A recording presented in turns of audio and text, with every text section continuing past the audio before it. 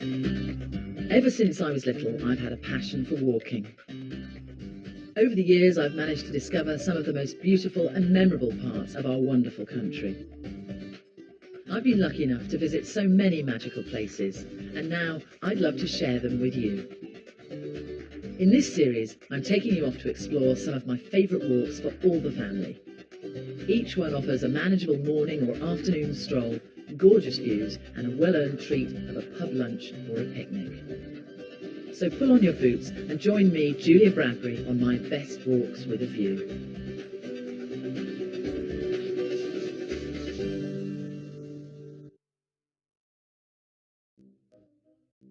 This week I'm in the foothills of the North Pennines, chasing down one of the country's best kept secrets. This walk is so underrated, it's almost a crime.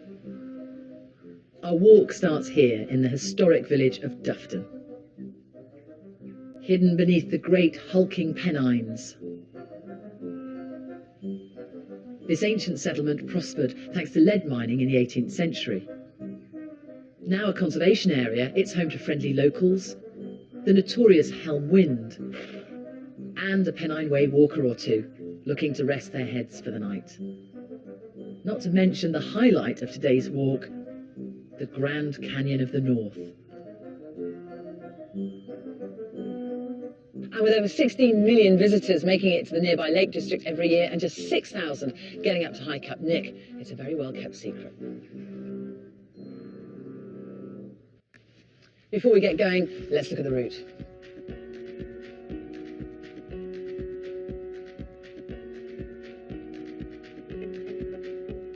Leaving Dufton, we'll reach the town head and discover if the MOD are firing at nearby Warcop. From there we pass the old Powder House and Bowhall Farm. The Pennine Way Trail then leads us gently up towards Peeping Hill with gorgeous views out to the Eden Valley. We'll continue through boulder fields towards Strands Beck, a magnificent waterfall feeding High Cup Gill. Then it's on to Nichol's Chair and High Cup Nick, with breathtaking views out over High Cup, a magnificent hanging glaciated valley that's been 500 million years in the making. A fabulous 4-mile walk. Walking here, it feels like we've stepped back in time. And before we leave the village, there's a 17th century workshop that's definitely worth a visit.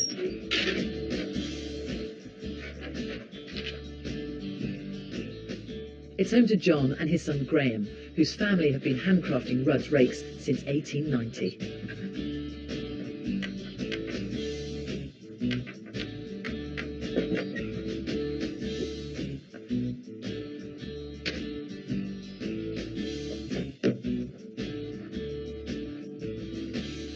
So you are a true family business, 4th generation rake makers. Yeah, it's 4th generation going now. My grandfather started it and my son is carrying on after me.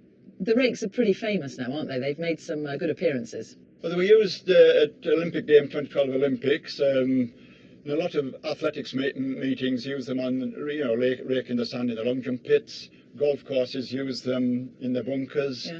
And they have been shown in 1 or 2 feature films, Robin Hood, Prince of Thieves, when the peasants were coming charging along, they were waving our rakes about. And some of these period films on, television programmes, occasionally see one in the background. How brilliant. Your rakes are famous. They get around. Tell me about Chester Zoo, because they're quite a special customer, aren't they? We've had a special order for a Komodo dragon stick. A Komodo dragon stick? It's to control them, so that's a one-off. I like that. I really do. I can see how I could use that at home. So, keeping control of the family, that's, yeah, I like it. There you go. I'm on my way up to High Cup Nick. What can you tell me about the place? Well, on your way up, you'll go past Nichol's Chair. It's just a column of rock where a cobbler allegedly repaired a pair of shoes for a wager. It's a long way up to cobble some shoes. Yeah. John, it's been an absolute pleasure. It really has. Good. And I might just have to take a rake with me,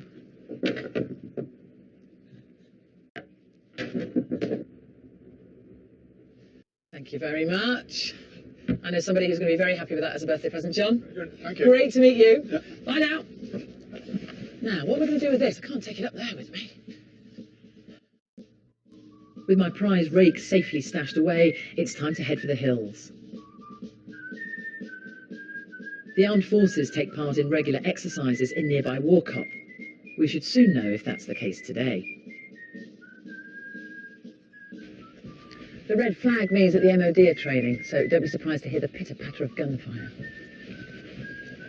There's no danger to us walking along the Pennine Way Trail, but the possible sound of gunfire or explosions is rather fitting, as we're not far off the old powder house. Hi, ladies.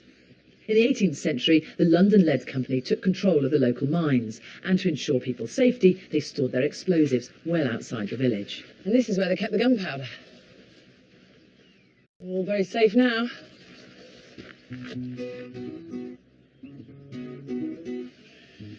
As well as the lead miners, farmers have been working this land for generations.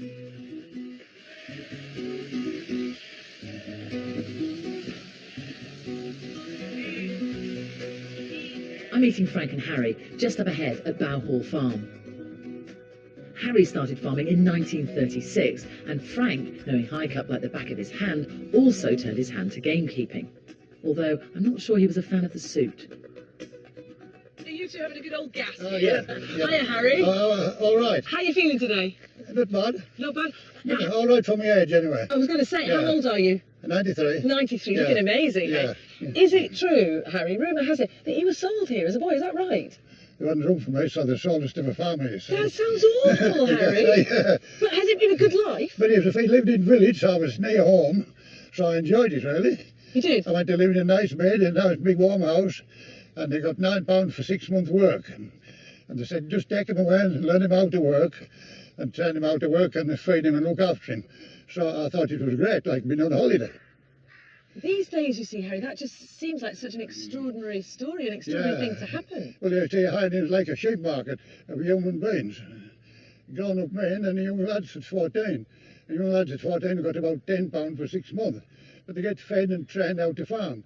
And worked in a few years, you got more money, didn't you? Then you got up and married the farmer's daughter and got a farm, didn't you?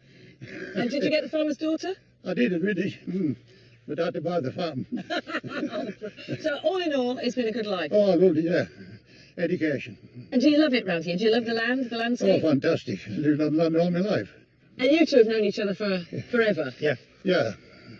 Well, Frank's dad and his mother were both my cousins. They were cousins. Frank's dad and his mother were cousins, and I was their cousin. Right. So that's quite a confusing connection, but you're related, sort of. Well, later on, my mother they were sisters, yeah. So, Frank, you must have seen this landscape in all sorts of weathers and in all sorts of conditions, because you've worked the land here all your life as well, haven't you? More or less, yeah. And did it get quite bleak up there? Oh, it can do. Tell me about the helmet. Is it as strong as everybody says? Yeah, it is. Try and describe it to me. You can't describe it. There's other hill ends you can't walk over. You just get blown off your feet? Blown off. We've tried crawling over it. It feels like it's going to lift you off the ground. Gosh.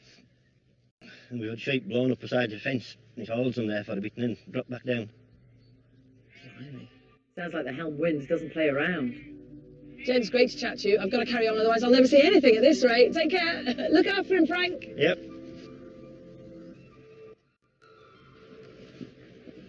Well, I'm not going to get swept off my feet today. And there's no sign of the sheep being swept off their feet either.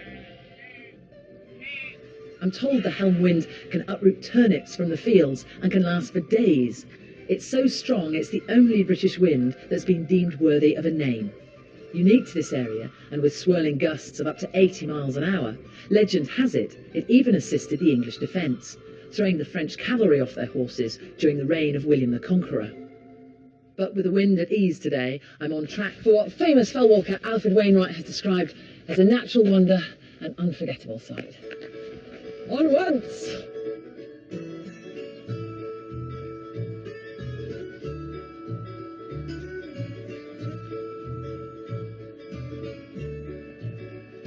Now that's a handsome dog, and that must be Julie, author of A Tale of Tinkers, Trolls and Troublemakers.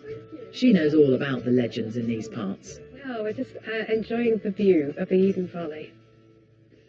And this is somewhere that you come quite often? It is, yes. I've just finished the last of the Tale series, which is set around here. So I'm going to start the next series of books. So I'm just coming up and preparing myself and trying to come up with ideas as how to start off after the battle between the Norwegian troll and the ferocious Viking to get his magic spear back.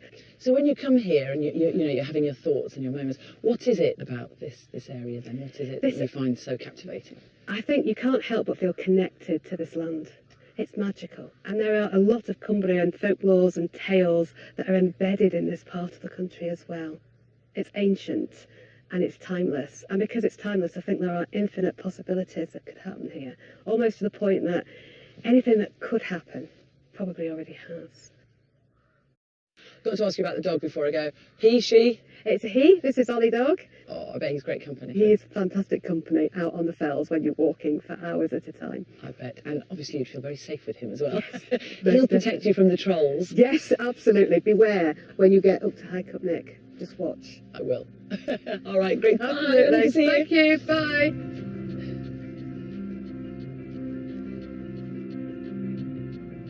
We're now 2 miles in and heading up to Peeping Hill. I just love it here. The landscape's really opened up and you can see so many of the elements that have helped shape this place.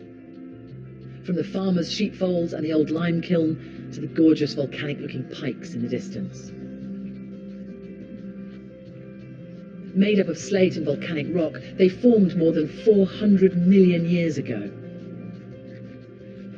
That mound is Merton Pike, and that is Dufton Pike.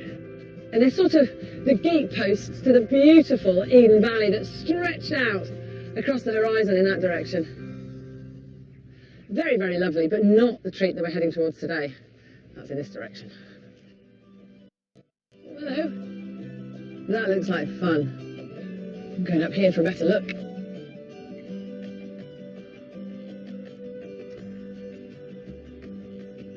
What a way to take in the scenery up here.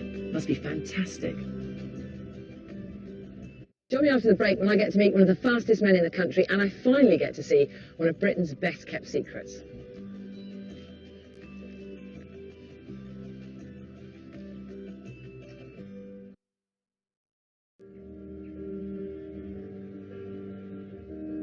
We're in Cumbria in the North Pennines, making steady progress on our 4-mile walk to High Cup. We're about halfway up to the Nick now, and you can really notice this change in the landscape. It's become very rugged and rocky. Very wild. To get to grips with the geology up here, I'm meeting an expert in the field, Dr. Charlotte Adams, and her young assistant, Sophie.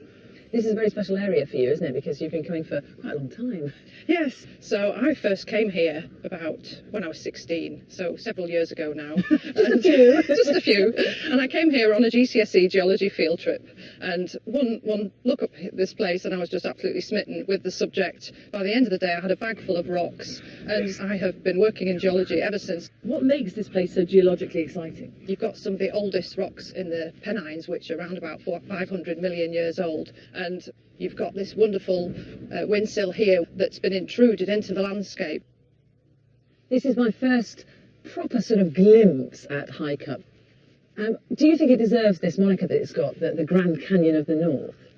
I think it really does, because you don't see a lot of it until you actually get there. And then the reason we can see it today is because when the glaciers moved over the land, they took a massive gouge out of this area, so they effectively chiselled a massive gouge right through what we can see now.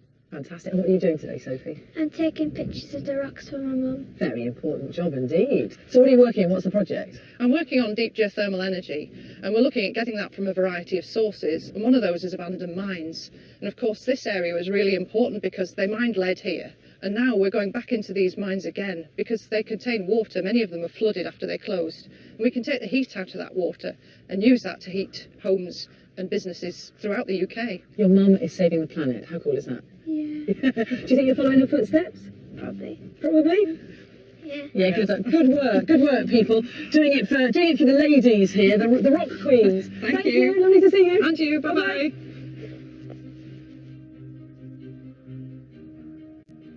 We're climbing gently up through this ancient landscape, and I just love the openness up here, and of course the views. The North Pennines are a true area of outstanding natural beauty. And it looks like we're about to be treated to another beauty up here, the legendary and rather hardy fell ponies. For hundreds of years, these ponies worked the mines and farmland here, and now they roam freely up on the moors. They sure are a sight to behold. Absolutely stunning. From the sound of galloping hooves to the torrent of rushing water. This is Strandsbeck, one of the many feeders of the sparkling stream at the base of High Cup Gill. Apparently this is usually a lovely tranquil patch of water, but there's been a lot of rainfall over the last few days, and this is a full-on bubbling beck. It's not hard to see how this place fuels the imagination. It certainly brings the senses to life. What a lovely sight! And what a lovely noise!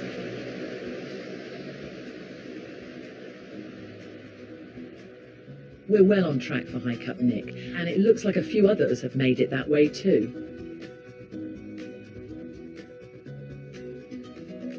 One of those is Mike Hartley, the world's fastest runner of the Pennine Way. Is it good up there today? Great. Oh, good. Well, he ran the whopping 268 miles in under 3 days. And he should know this section pretty well, because he ran it in the dark. So Mike, I can barely walk along here without twisting an ankle. How on earth do you run something like the Pennine Way without tripping, especially in the dark? It's just practice. Lots of practice, good torches, taking it easy, being careful. Yeah. I'm trying to get inside your head. What makes you want to run the Pennine Way? Well, it's the end of a process. It's the longest, most famous one in the UK. I've done a lot of other ones, shorter ones, up to 200 miles. But this one being the longest and most famous had to be the cherry on the cake, really. And here you are, still the record holder. Nobody else has been daft enough so far. That's what it is, maybe, yes. Remind me of the time again. 2 days, 17 hours and 20 minutes. And let's just clarify this. For a lot of people walking the Pennine Way, they'd be lucky to do it in maybe 2-3 weeks if they're really going for it. That 2 days, 17 hours, that is non-stop. There's no sleep. There's just a few minutes rest at the road crossings. Do you come back and sort of look out at the views and go, I've run this, I've been here at 2 in the morning? It's hard to believe that, to be honest, looking back 26 years. Yeah. Mike, for me now, it's High Cup Nick. I'm heading there next. What can I expect? I mean, it's a gem, isn't it? It is. The highlight of the Pennine Way, yeah, fabulous. A marvellous thing to see. Mike, good to see you. Are your running days behind you now? Almost. Almost. Well, I know, you're going to break another record, aren't you? You're mad. See you. Bye. With just a 4-mile route to the Nick, there are no records for us today. But just around this corner, having walked for only a few hours, we'll be treated to our first proper views of the Grand Canyon of the North, a colossal chasm off the wild Pennine Moor. And there it is. Yes, your reputation precedes you.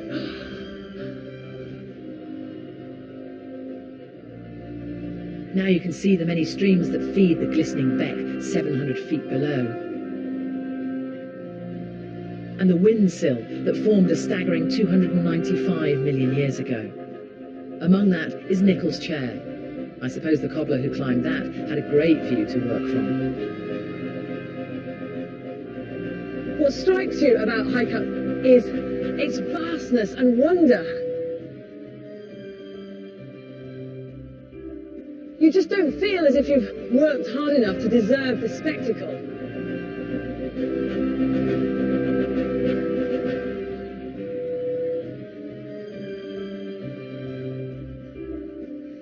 The Lake District is just 20 odd miles in that direction, and of course you get cracking views when you're there.